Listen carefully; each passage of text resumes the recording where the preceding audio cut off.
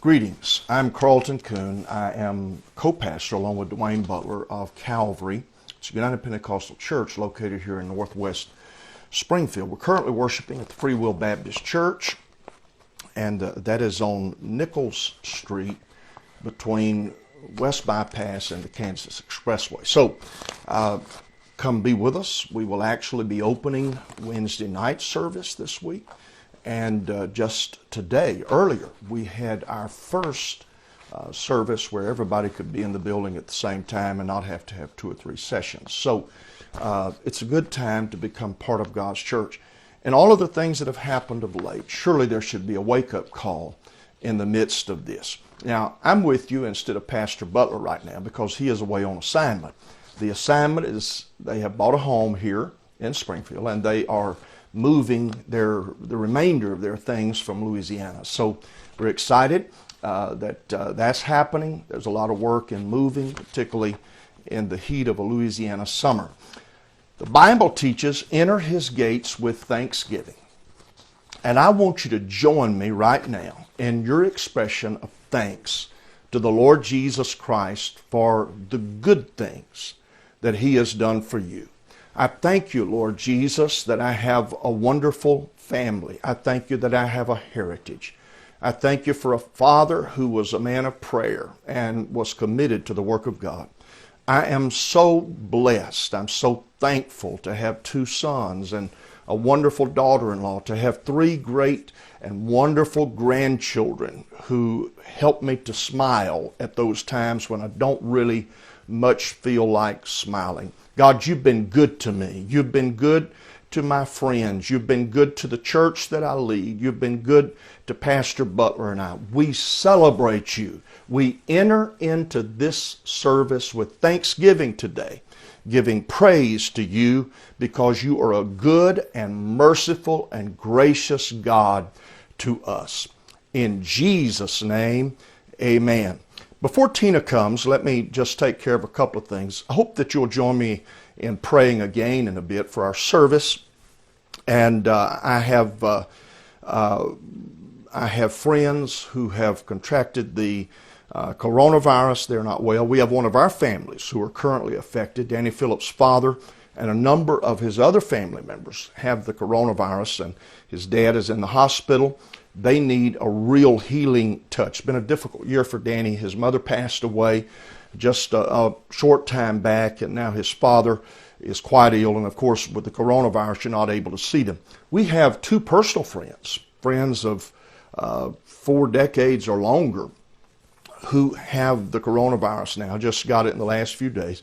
Ronnie Lacombe and Ronnie Malonso. Those are 2 South Louisiana names, 2 South Louisiana men. Both of those men and their wives are in need of our prayer. Within our church family, Misty Brown having severe headaches from a situation with fluid in her spine, and I can't begin to explain that, but don't ask her to explain it either right now while she is very, very sick. But pray for her.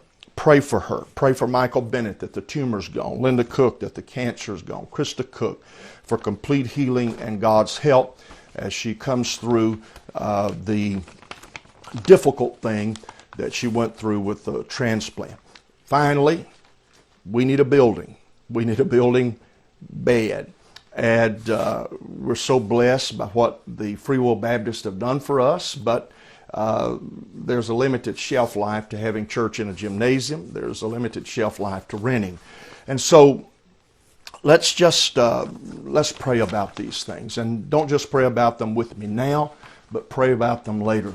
Jesus, you told us that we could come to you, that we could cast all our cares on you, that there wasn't anything that you would reject when we brought our appeals to you in prayer. And so, God, I feel very comfortable and very confident that there is nothing in all of this, nothing in Michael Bennett's body that you can't take care of. There's nothing in the Melonsons, nothing in the Lacombes. There's not a single issue in anything that has been mentioned. I put it before you today. I ask for your divine help. I pray that the service that we have goes to the right people and that they run across it and they want to experience what we're going to talk about in having a Savior who can restore their lives. Lord, your church in Springfield needs a church building. And I'm limited in resources. The church body is limited in resources. You're not. And you know where you're going to take us to. And you know how to answer the prayers that I have put to you in my private times of prayer. And so I trust you in all of this. In Jesus' name, amen. Isn't it a great thing to be able to pray? Now, before Tina comes to lead us in worship, I want to say how grateful I am to her, to Pastor Butler, and to Rachel for doing what they've been asked to do. And particularly, I'm talking about now about Pastor Butler's teaching and preaching. I'm talking about the worship and praise. It's a difficult thing to get in front of a camera and just begin to sing, hoping that somebody out there is joining you and praising the Lord Jesus Christ. So I'm very thankful to them. I appreciate it. And now Tina is going to lead us. And I don't want you just to listen, but the songs that you know, sing robustly. And let's give praise to the Lord Jesus Christ on this Sunday afternoon. Praise the Lord, everyone. I'm so thankful to be with you again for a time of praise and worship. Let's glorify the Lord. Let's worship Him, exalt His name. He is worthy. He is doing great things. Thankful for His mercy and His protection, for His love. Have a blessed day. Let's worship the Lord today. Thank you, Jesus.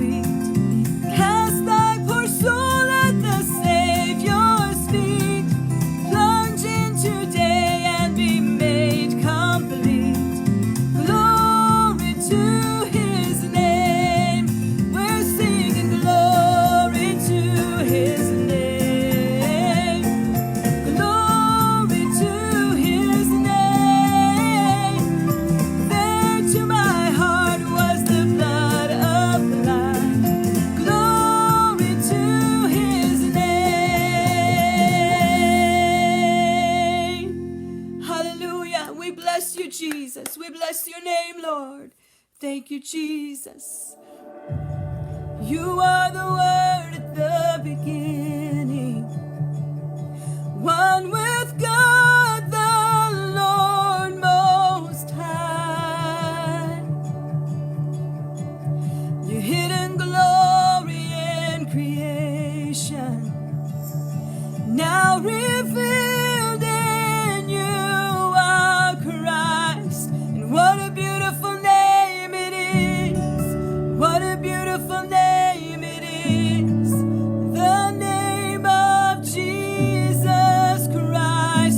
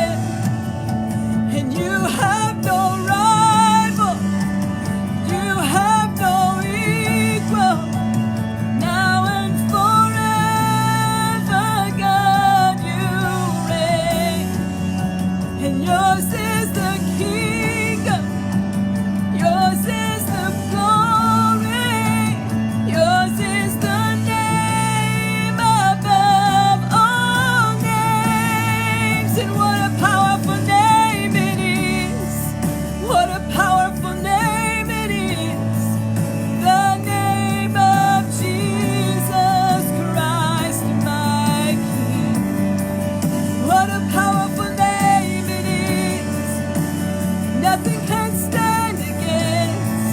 What a powerful name it is, the name of Jesus. And you have no rival, you have no equal. Now and forever, God, you reign. And yours is the kingdom, yours is the glory.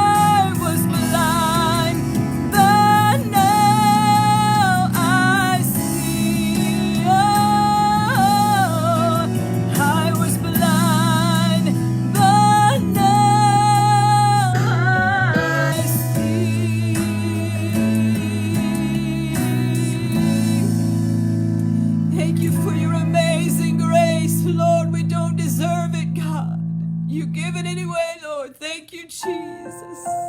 Thank you, Jesus.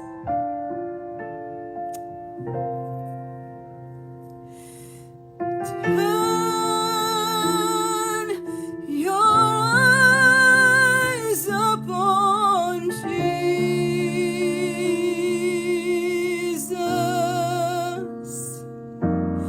Look full in his wonderful face,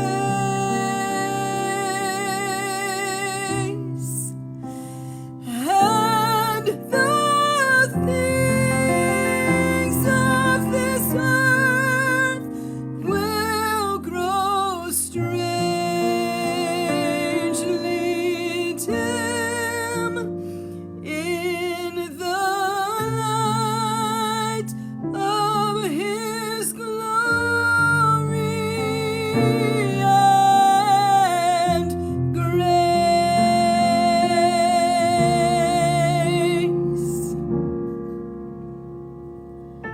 And the things of this earth will grow strangely dim in the light of his glory and grace.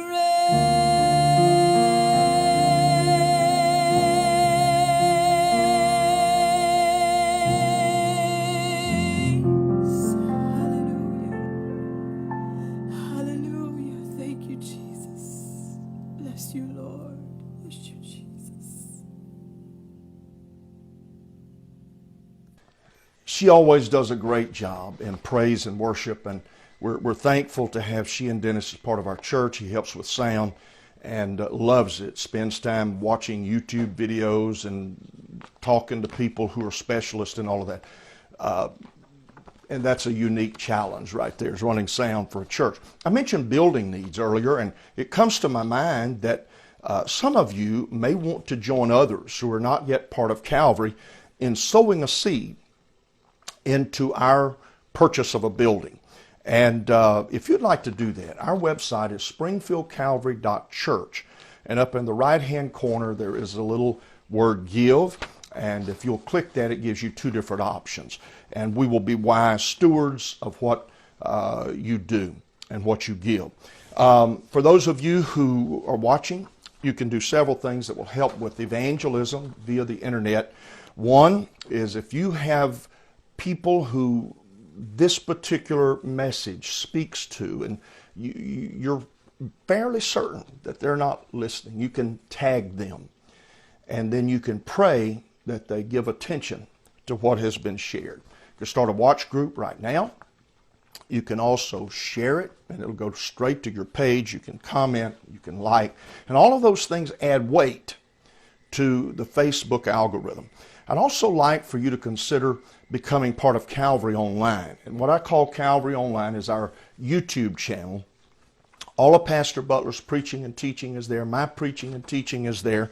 And as we move toward the future, there are going to be some things offered to those on the YouTube channel, sort of as a beta test. And there's a method to the madness, but I'm not willing yet to say what the method is. Just trust me for a little bit, and let's see if we can make this work. But we're going to be doing some special sessions that are not going to be on Facebook. We'll deal with things like finding your place in life, Christians and their finances, low regret parenting. No parent lives without any regrets, but we can have low regrets in our parenting efforts. And all of this matters if you share it, if you make others aware of our YouTube channel, it helps. One of our good families, Lee and Marilyn Denny, they share pretty well everything that is preached or taught. Every time I go to a particular store in town, there's a lady there who has never been to our church, not one time. But she often will run up and say, Pastor, what you said the other day so blessed me. And she's come up running out of the time at times and just give me a big old hug out of the blue. And I'm thinking, well, whoa, what's going on here? What you do in sharing and in posting helps spread the gospel of the Lord Jesus Christ. I've been talking to you the last 2 weeks about restoration. And restoration is a profound premise that is found throughout the New Testament, and I'm so glad that it is. But we hearken back to the Old Testament to pick up a single verse from the book of Joel, where that in the 2nd chapter, the 25th verse, the Lord said to the nation of Israel, I will restore.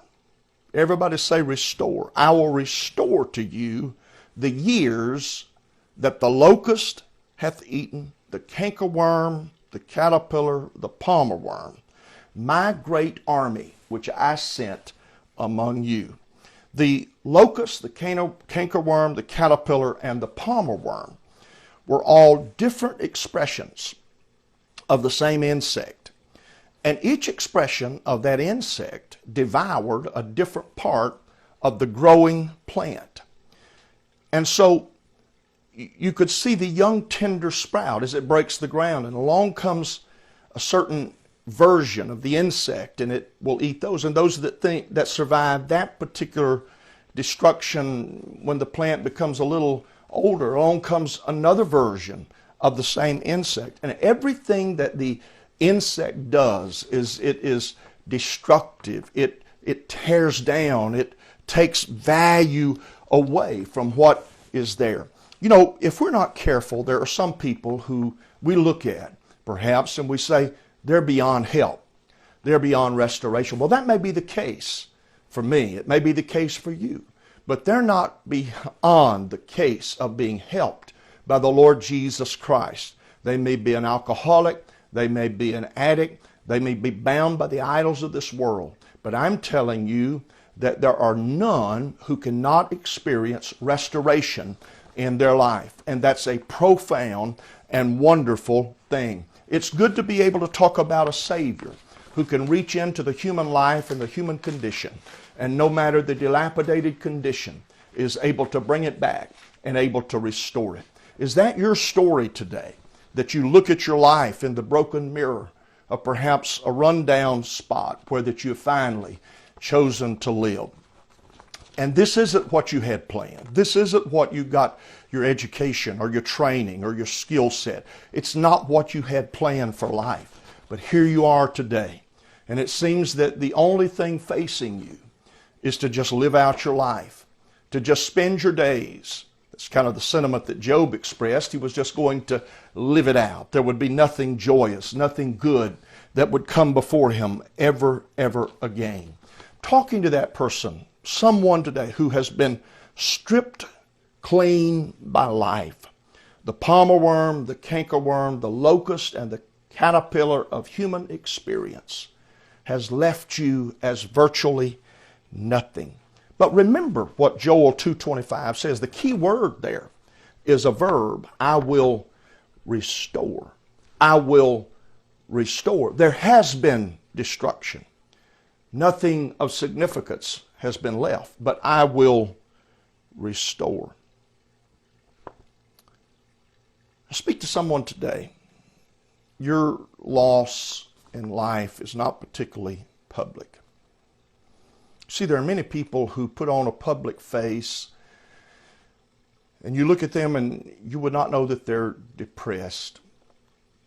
You look at the person who drives the fine car and have the readiest smile, and you don't know that that person is an alcoholic.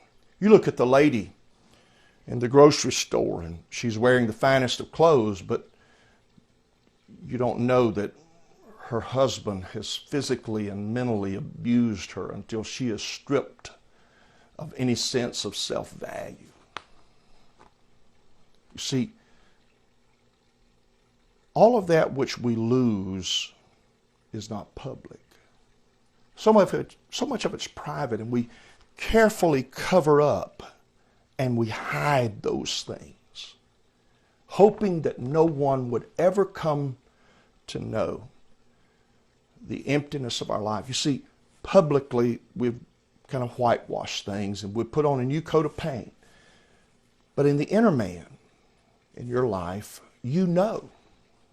I'm talking to you. You know. You've tried a lot of things.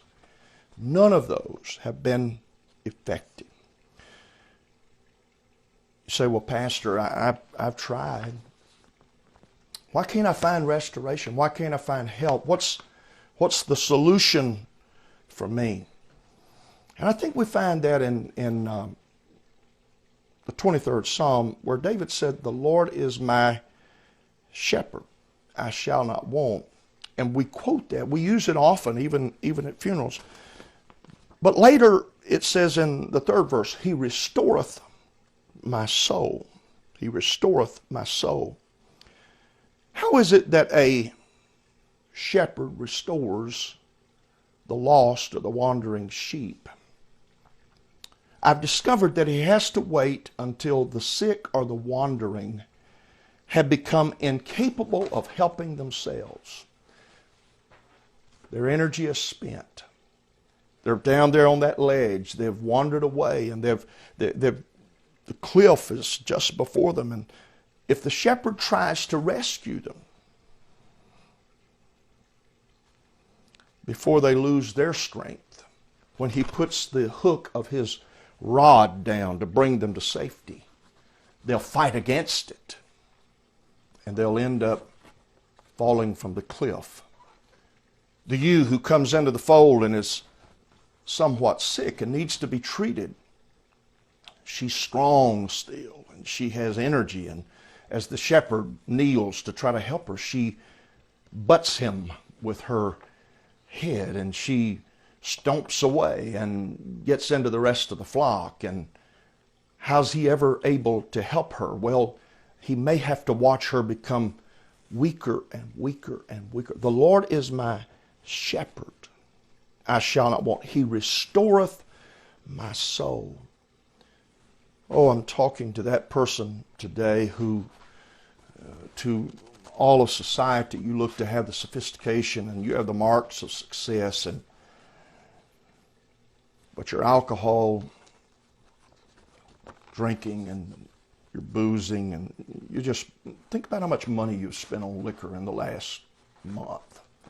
Remember when it was just a 6-pack of beer would last you a month? Now it's not like that, is it? Nobody knows. Nobody knows except your family about your moodiness and your anger and your resentment that is turned inward. Have you reached the end of yourself, I suppose, is the question that I'm asking, because he can't restore you as long as you're trying to restore yourself.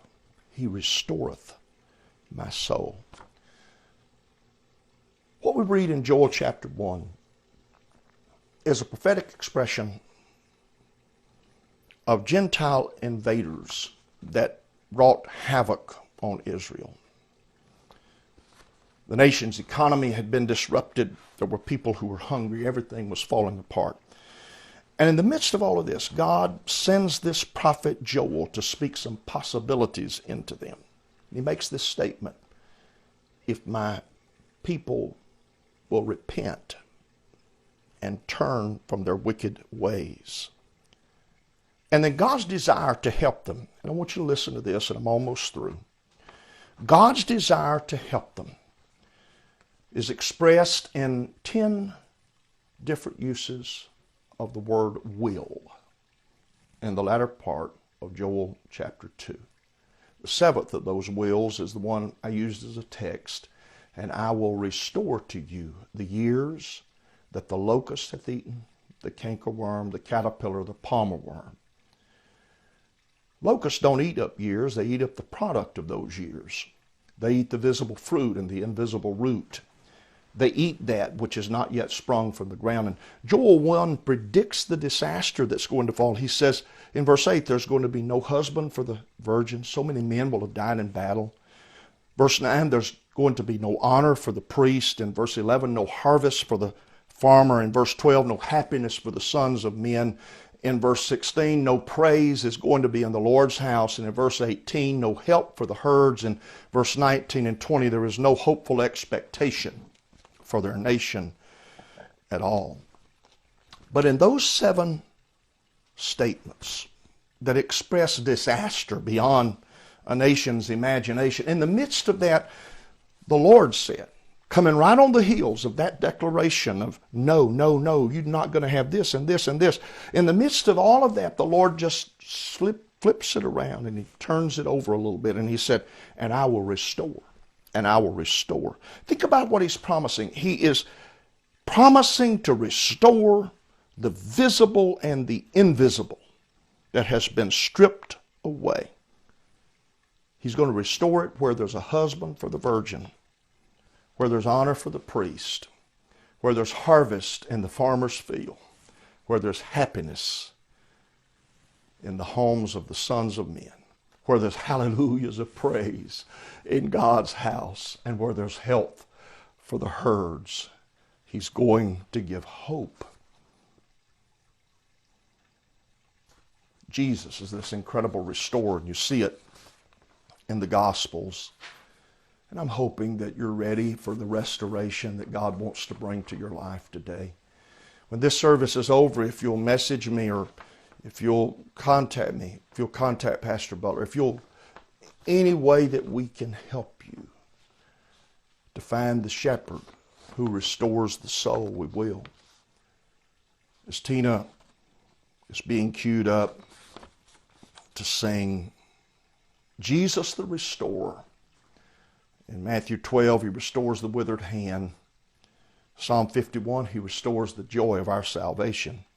He restores life to the widow's son. He restores lepers to their home. He restores a woman with an issue of blood, bringing her to health. And he restores a recanting Simon Peter to a place of significance in God's work. He's not done with you. He's not. Why don't you let him come in and become the Lord? The Lord, you see, that word indicates a place of significance. Jesus said, you can't call me Lord if you don't do the works that I do. Often we want the care of the shepherd without the lordship of the same shepherd. It doesn't work that way. Will you let Jesus be Lord of your life in every sense of the word? That means Wednesday night, be at Calvary. Come and repent. Come and give your life totally to God. Next Sunday at 10 o'clock, be at Calvary. Watch as much as you can of what's happening this week as we talk about the book of Acts. All of it, investing your life in allowing the shepherd to restore your soul. It's your only hope of finding peace in this troubled world. Lord, let the wind of the Spirit blow across somebody's life just now. And instead of them leaning into the wind and walking against it, let them walk with the wind. And let the Spirit hurry their steps toward being in the center of the will of God. I'm asking for the Holy Ghost. You see, I may or may not have done an adequate job in declaring the counsel of God today, but the Spirit of the Lord, the power of the Holy Ghost, can take what is the most feeble effort of humanity and can turn it into something that is powerful and certain and sure. I thank you and I praise you for it. In Jesus' name, I give you glory, O God. Amen. And now Tina is going to take us back, and we're going to be understanding that this great Savior can restore us. I look forward to seeing you in the next few days. God bless you.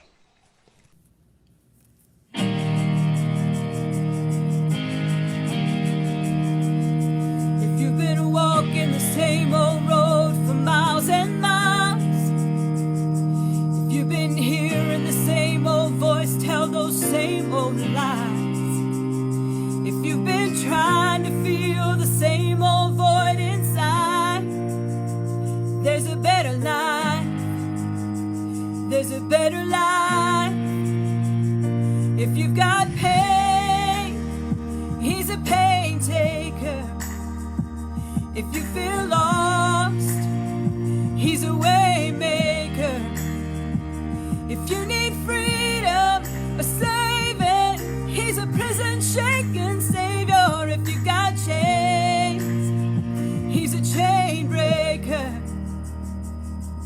Thank you, Jesus. We've all searched for the light of day in the dead of night. We've all found ourselves worn out from the same old fight. And we've all run to things we know just ain't right. Oh, but there's a better life. There's a better life.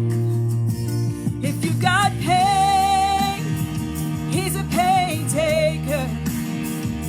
If you feel lost, he's a way maker. If you need freedom, a saving, he's a prison shaking savior. If you got chains, he's a chain breaker. Oh yes. If you believe it, if you receive it, if you can feel it, somebody testify. If you believe it, if you receive it, if you can feel it, somebody testify, testify.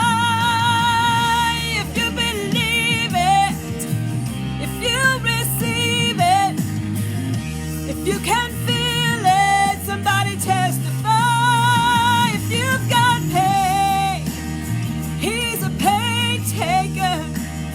If you feel lost, he's a way maker.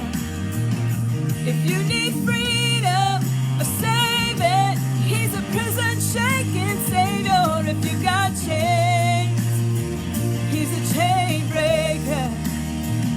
If you need freedom, a saving, he's a prison shaking savior. If you got chains, he's a chain breaker. Oh yes, he's a chain breaker. Thank you, Jesus. Thank you, Jesus. Hallelujah.